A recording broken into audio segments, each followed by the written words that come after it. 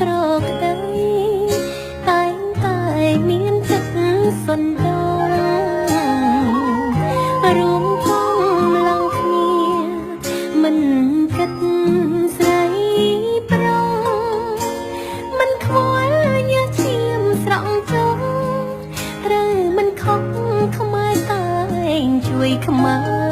រក្មេងក្រៅសាលាក្មេងមិនបានរៀនពួកយើងព្យាយាមជំរុញអប់រំប្រដៅ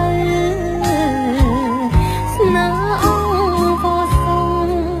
បងប្អូនក្នុងក្រៅជួយផ្ដល់ជួយបង្ហាញផ្លូវដើម្បីអនាគតល្អ